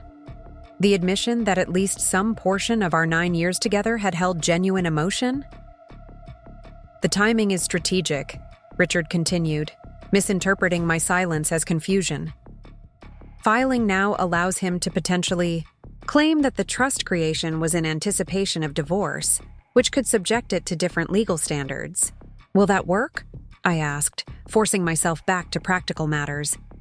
"It's unlikely. The timing still works against him. The trust was created 6 months ago, the divorce filing only after his other attempts failed. But it does potentially complicate matters." I nodded, processing this new dimension of the conflict. "Does this change our immediate plans?" "No. If anything, it reinforces the importance of establishing you in a secure location with proper support. Once you're settled at Phillips' guest house, we can address the divorce petition appropriately." After Richard left, I sat alone in the hospital room that had witnessed my awakening to both physical pain and marital betrayal. Tomorrow, I would leave these walls, moving into a world that felt simultaneously familiar and utterly foreign. My body remained broken, my marriage officially dying, my husband transformed into an adversary. Yet alongside these losses, unexpected strengths had emerged, the network of allies who had rallied to my defense, the clarity that had replaced initial shock and confusion. The discovery that beneath the quiet, trusting persona Nathan had likely mistaken for weakness lay a core of resilience I had inherited from my grandmother, along with her Victorian home. The final piece of our immediate strategy fell into place at 11 that night, when Richard called with news from the bail hearing. The prosecutor presented the trust challenge and divorce filing as evidence that Nathan is attempting to gain control of assets in preparation for flight, he reported. The judge has modified the bail conditions to include freezing all accounts associated with Nathan or the Panama Corporation pending resolution of the criminal charges. That's significant, I observed, understanding the implications. Without access to funds, his options narrow considerably. Exactly. His attorney fought vigorously against this restriction, which tells me they're concerned about operations already in progress in Panama, investments or commitments that require continued funding. The knowledge that Nathan's carefully constructed escape plan was unraveling brought no joy, only a grim satisfaction that justice might eventually be served. As midnight approached, I finally allowed myself to sleep, knowing that tomorrow would bring new challenges but also the first real steps toward reclaiming my life. Morning arrived with a flurry of activity. Hospital discharge procedures, final examinations, paperwork to sign, prescriptions to fill. The process seemed endless, each step requiring energy I could barely muster after weeks of physical trauma and emotional upheaval. Richard arrived just as Dr. Chen completed her final examination. "Everything's ready at the guest house," he reported. "Private duty nurse is already there setting up, security systems are active, and Philip has stocked the refrigerator." Dr. Chen provided final instructions to both of us, emphasizing the continuing medical support I would require. The home health service will visit daily for the first week, then evaluate whether to continue at that frequency. Physical therapy, 3 times weekly, minimum, and cognitive assessments every 2 weeks until we're certain the concussion effects have fully resolved. By 11 o'clock, all procedures were complete. A wheelchair arrived to transport me to the hospital entrance, where Philip waited with a specially equipped van. The journey from hospital bed to vehicle was painful despite medication, every movement sending jolts through my still-healing body. "Almost there," Philip encouraged as he and the nurse carefully settled me in the modified passenger seat. Just a 15-minute drive to the guest house. As we pulled away from Pine Ridge Medical Center, I glanced back at the building that had housed me through the most profound crisis of my life. For all its institutional sterility, those walls had provided safety during my most vulnerable moments, a fortress within which I had gathered strength and resources for the battle ahead. That battle was far from over. Nathan remained free, though restricted. The legal challenges were just beginning. Recovery, physical, financial, emotional, stretched before me like a marathon I was beginning with already depleted resources. Yet, as the hospital receded in the rearview mirror, I felt a shift in the dynamic of this conflict. In leaving those walls, I was transitioning from reactive defense to proactive engagement. Nathan had initiated this war assuming an incapacitated opponent. He was discovering instead that the quiet wife he had underestimated was capable of unexpected resilience and strategic thinking. The drive to Philip's property took us past familiar Lakeside landmarks, the public library where I'd spent countless hours researching historic preservation techniques for the Victorian, the farmer's market where Nathan and I had shopped Saturday, mornings during happier times, the park where we'd once discussed children who now would never exist. Then we turned onto Lakeview Drive, passing within 2 blocks of my home, our home, Nathan's target. Though tempted to request a detour to see the property directly, I resisted. That confrontation would come, but not today. Today was about establishing a new base, a sanctuary from which to conduct the next phase of this unexpected battle. Philip's property appeared around a gentle curve, 10 acres of manicured grounds surrounding a craftsman-style main house. The guest house, visible beyond a small copse of pines, was a modern single-level structure that somehow complemented rather than clashed with the historic main residence. It was built 5 years ago when my daughter was recovering from back surgery, Philip explained as we approached. Designed specifically for accessibility while maintaining aesthetic harmony with the property, the interior exceeded my expectations. Spacious rooms with wide doorways, minimal thresholds, and subtly integrated adaptive features.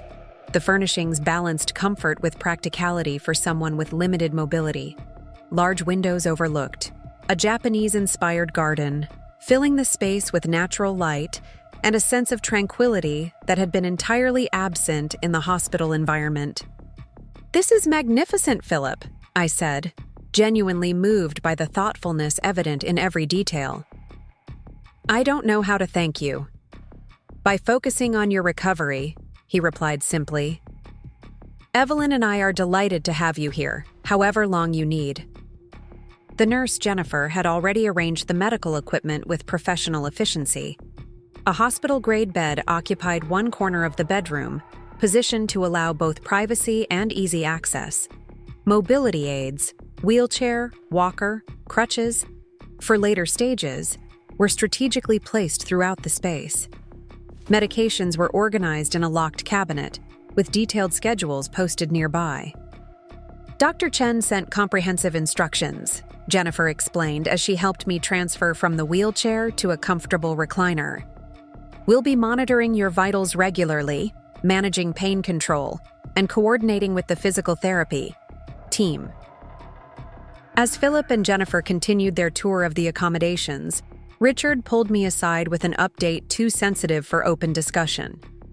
Nathan has made contact with Cynthia despite the no-contact order included in his bail conditions, he murmured. Detective Ramirez had her under surveillance given her role in removing items from the house. What does that mean for us? It suggests they're coordinating despite the restrictions. The detective is building a case for bail revocation, but we should anticipate joint action from them in the meantime. This information reinforced the necessity of our security measures. The guest house featured a state-of-the-art system that Philip demonstrated once I was settled. Cameras covering all approaches, motion sensors, direct connection to both police and private security services. No one reaches you without passing. Multiple checkpoints, he assured me. The main gate requires authorization, the driveway has pressure sensors, and the guest house itself has redundant security layers. By early afternoon, the initial transition was complete. Jennifer had established a care routine, security protocols were active, and immediate medical needs were addressed. For the first time in weeks, I found myself in an environment that felt almost normal, a home rather than a hospital room with privacy and agency that institutional care couldn't provide. Richard departed with promises to return the following morning with updates on the legal proceedings. Philip retreated to the main house after ensuring I had everything needed, leaving contact information for immediate concerns. Jennifer moved, discreetly to the attached nurses' quarters, promising to check hourly, but respecting my desire for some solitude. Alone for the first time since the accident, I surveyed my temporary sanctuary. The space reflected careful consideration for both physical needs and psychological comfort. Bookshelves held an eclectic collection that included several volumes on historic architecture, Philip remembering my passion for preservation. A desk by the window housed a laptop Richard had configured with secure connections to essential accounts and communication platforms. Most touching was a small side table holding framed photographs, my parents, my grandparents, a few cherished images salvaged from the house by Diane during her documentation efforts. These tangible connections to my history, to the identity Nathan had attempted to erase, brought tears that I finally allowed to flow freely. The crying jag once permitted was cathartic rather than debilitating. These were not tears of defeat, but of release, acknowledging the trauma while creating space for the strength required ahead. As afternoon faded toward evening, I moved carefully to the desk and opened the laptop. It was time to shift from passive recipient of care and protection to active architect of my response. Richard and others had established a formidable defensive perimeter. Now, from the security of this sanctuary, I would develop the strategy for reclaiming not just my assets, but my narrative. The quiet determination that had guided me 6 months ago when creating the trust returned now with greater clarity. Nathan had initiated this conflict, assuming my incapacitation would ensure his victory. He was about to discover how profoundly he had miscalculated. 3 weeks at Philip's guest house had transformed both my physical condition and strategic position. The private nurse had been reduced to daily visits rather than constant presence. My physical therapy had progressed to the point where I could navigate short distances with a walker rather than the wheelchair. Most importantly, the fog of pain medication had lifted enough for truly clear thinking. From this sanctuary, I had orchestrated a methodical response to Nathan's increasingly desperate maneuvers. Richard visited daily, bringing updates on legal proceedings and coordinating our countermeasures. The kitchen table had become our war room, covered with documents, timelines, and strategy notes. Nathan's attorney has withdrawn the trust challenge, Richard announced that morning, satisfaction evident in his voice as he set down his briefcase. Rebecca's affidavits were devastating to their claims of duress or improper counsel. That's one battle won, I acknowledged, pouring coffee for both of us. The simple domestic act felt like a victory in itself, evidence of returning strength and normalcy. What about the divorce petition? Proceeding, but with significant constraints. The judge has ordered comprehensive financial disclosure, including all transactions for the past 12 months and detailed information about the Panama Corporation. I smiled at this development. Nathan, who had operated in shadows for so long, was now being dragged into harsh light. Has he complied? Partially. His disclosures show significant omissions when compared to the records we've obtained through subpoenas. The judge has issued a show cause order. He must explain these discrepancies at next week's hearing or face contempt charges. The legal vice was tightening and Nathan's options narrowing. Detective Ramirez had documented multiple violations of the no-contact order between Nathan and Cynthia, building a strong case for bail revocation. The financial institutions holding our joint accounts had frozen all remaining funds pending court determination of proper distribution. Yet Nathan's resourcefulness couldn't be underestimated. Diane reported regular drive-bys of the house, just beyond the restraining order's specified distance. Anonymous calls had come to Philip's home, silent when answered. These weren't coincidences but intimidation tactics, subtle reminders that Nathan remained active despite legal constraints. "I think it's time," I said, setting down my coffee, cup with new resolve. Richard raised an eyebrow. "4? To see the house, to assess what's been taken, what's been damaged, what remains." He frowned slightly. "Are you sure that's wise? Physically, you're still recovering, and emotionally?" "Emotionally, I need this," I interrupted gently. "It's not just property. Richard, it's my history, my inheritance, my connection to my grandparents. The longer I delay confronting what's happened there, the more power it holds over me." After some discussion, Richard reluctantly agreed, stipulating conditions that acknowledged both my determination and vulnerability. The visit would be brief, accompanied by both Richard and a private security officer. The police would be notified in advance in case Nathan attempted to violate the restraining order. Most importantly, I would use the wheelchair for the tour to prevent physical setbacks. 2 days later, a specially equipped van delivered me to Maple Street for the first time since my accident. The Victorian stood as it had for over a century, its external elegance masking whatever disruption had occurred within. Autumn had touched the massive oak trees flanking the property, their leaves beginning the transition to gold and amber. The wraparound porch awaited its annual decoration of pumpkins and chrysanthemums, a tradition I had maintained in honor of my grandmother. As the security officer helped me navigate the ramp Philip's contractor had installed over the porch, emotions crashed over me in waves.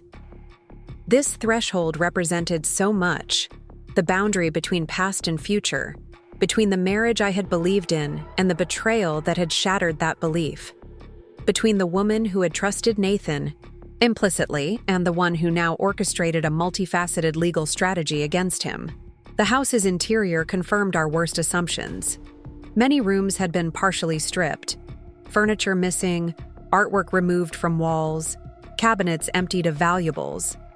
Nathan and Cynthia had systematically targeted items of greatest monetary value, antiques, silver, my grandmother's jewelry, collectibles that had been appraised for insurance purposes.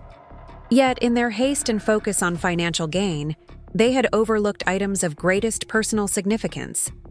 My grandfather's leather-bound journals remained in the library, apparently deemed worthless. Family photographs they had removed from expensive frames but discarded in desk drawers. Letters between my grandparents during their wartime separation, bundled with faded ribbon in my grandmother's cedar chest. They took what could be easily sold, I observed, wheeling through the dining room where the Chippendale cabinet had once stood, but left what truly matters. Richard made detailed notes as we progressed through each room, documenting missing items for both legal proceedings and insurance claims. The security officer remained vigilant, communicating regularly with colleagues monitoring the property's perimeter. In my home office, evidence of Nathan's desperate search for trust documents remained. Desk drawers left open, filing cabinets ransacked, books pulled from shelves. Yet the space retained an essential integrity, as if the house itself resisted his intrusion. "I want to see upstairs," I said, knowing the request exceeded the agreed parameters of this visit. Richard frowned. "Olivia, the stairs. I know. I can't manage them yet. But is there something you could bring down for me?" From the master bedroom, the small wooden box on my vanity. My grandmother's. While Richard retrieved the requested item, I sat alone in the library, surrounded by generations of collected wisdom. My grandfather's legal volumes, my grandmother's botanical references, my own architectural preservation resources. This room had witnessed my decision 6 months ago to protect my inheritance. The quiet afternoon when suspicion had finally overcome trust and propelled me to create safeguards against a threat I had only begun to perceive. Richard returned, with the carved walnut box, placing it gently in my lap. It was exactly where you described, untouched. The box contained no valuables by conventional standards, just small mementos my grandmother had cherished. A pressed flower from her wedding, bouquet, a smooth stone from the lake where she had first met my grandfather, a handwritten recipe for gingerbread that had been passed through generations. These tangible connections to my heritage reinforced the rightness of my fight to preserve this home. "I've seen enough," I said finally, closing the box and placing it securely in my bag. "Let's go." The visit, though emotionally draining, provided crucial perspective and renewed determination. Nathan had taken objects, but could not touch the essence of what made this house a home. The history it contained, the memories embedded in its very structure, the legacy it represented. Back at Philip's guest house, I channeled this renewed resolve into our legal strategy. Richard had obtained comprehensive documentation of Nathan's financial maneuvers, revealing a pattern more extensive than initially suspected. The Panama Corporation was merely the most recent in a series of questionable ventures, several predating our marriage. "He's been operating in gray areas for years," Richard explained, spreading financial records across the table. "Never quite crossing into clear illegality until now, but consistently pushing boundaries. Most revealing were transactions suggesting Nathan had been diverting funds throughout our marriage, establishing hidden accounts and investments unknown to me. The financial betrayal had not begun with my accident, but had been a constant undercurrent of our relationship, merely accelerated when he believed me permanently incapacitated. This discovery shifted my emotional landscape significantly. The grief of betrayal remained, but sharpened now with the knowledge that our entire relationship had been founded on deception. The Nathan I had loved had never truly existed, only a carefully crafted persona designed to access my inheritance and financial stability. "We need to expand the investigation," I decided, studying the transaction records. "If he's been diverting funds for years, there may be other victims before me, other relationships where he executed similar strategies." Richard nodded thoughtfully. "I'll work with Detective Ramirez. If this represents a pattern of behavior rather than an isolated incident, the criminal case strengthens considerably."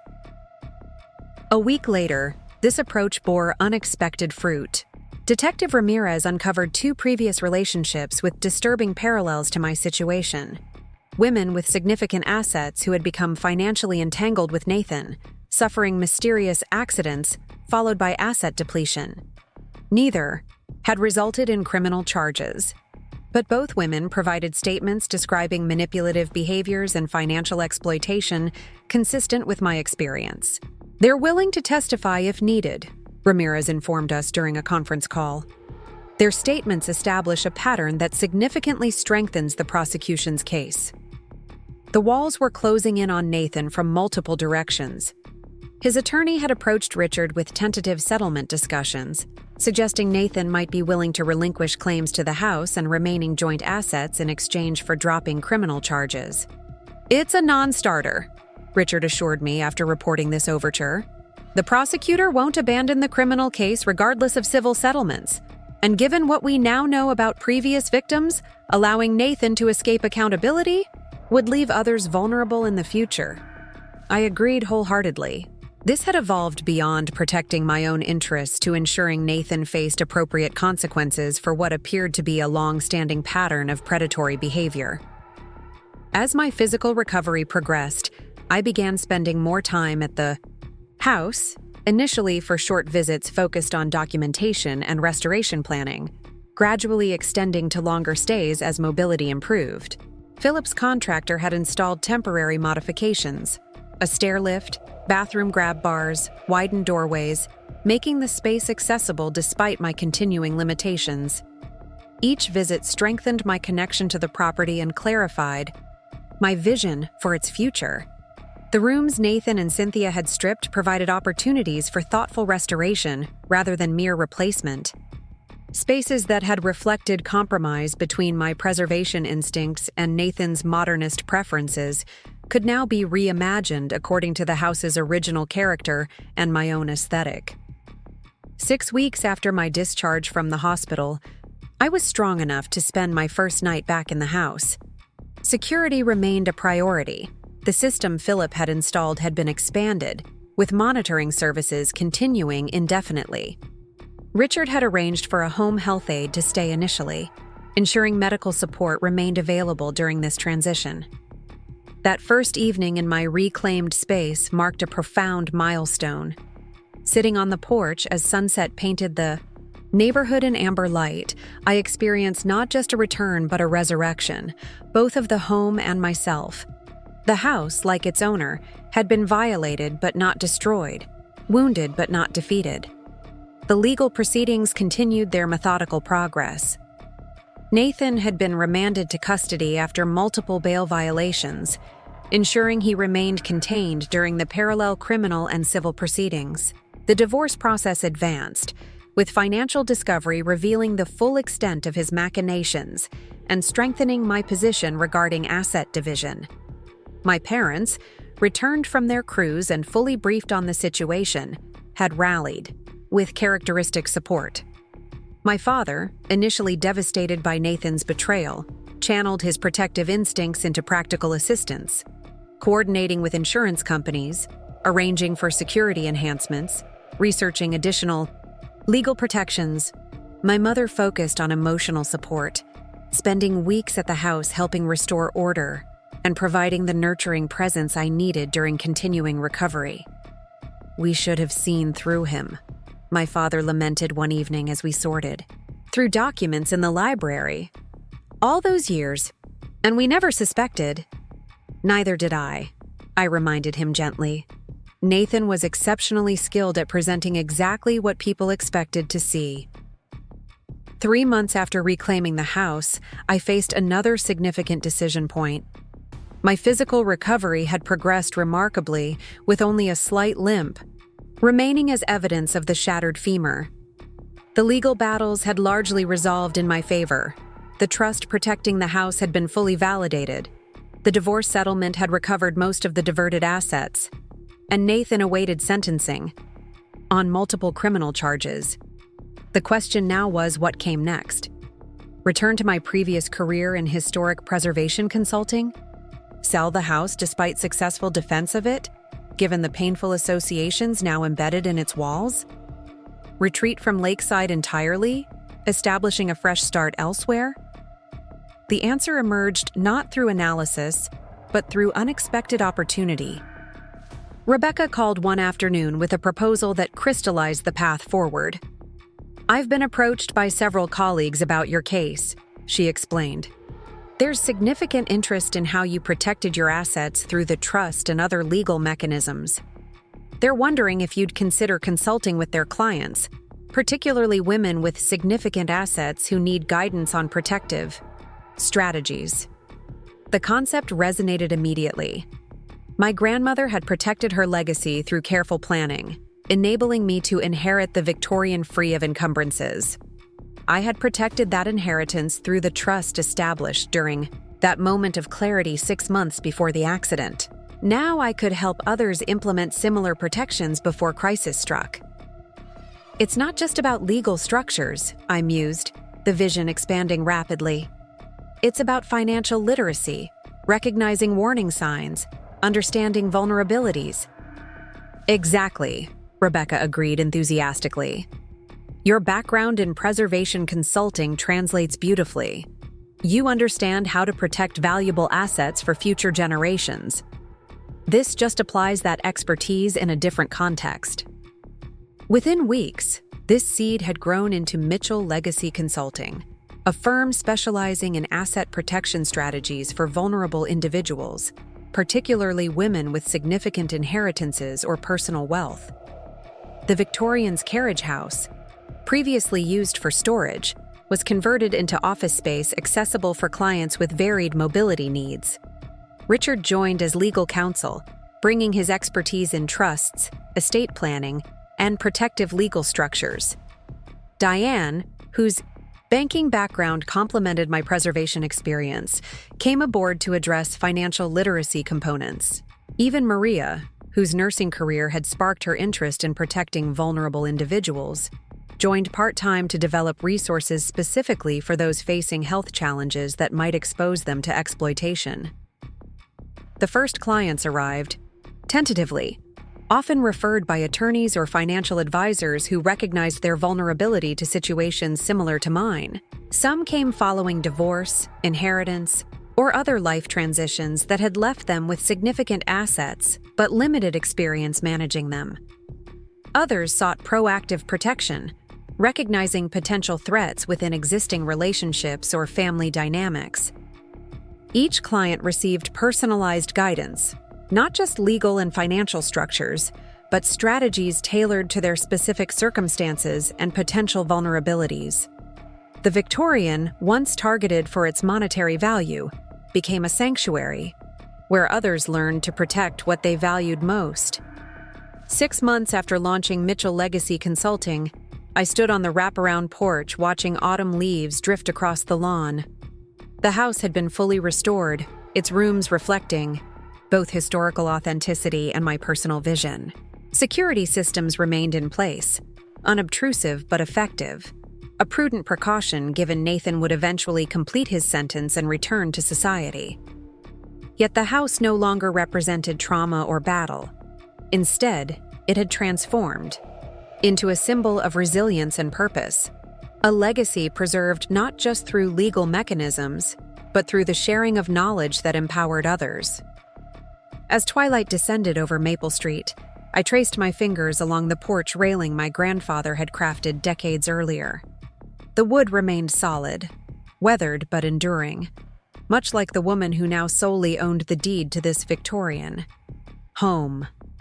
Nathan had sought to steal this house, this legacy, this connection to my past.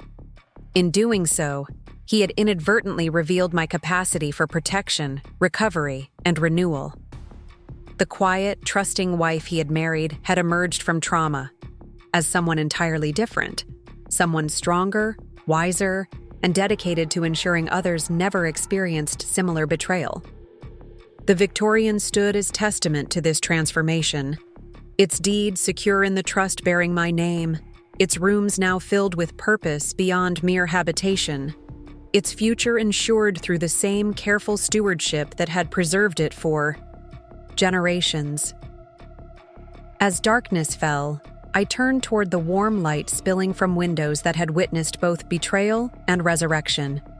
Tomorrow would bring new clients, new challenges, new opportunities to transform painful experience into protection for others. For now, in this moment of twilight transition, I simply existed in the satisfying knowledge that what Nathan had tried to take had not just been preserved, but had evolved into something stronger, more purposeful, and ultimately beyond his reach. Both, the house and the woman who had always been its rightful guardian. Up next, you've got 2 more standout stories right on your screen. If this one hit the mark, you won't want to pass these up. Just click and check them out.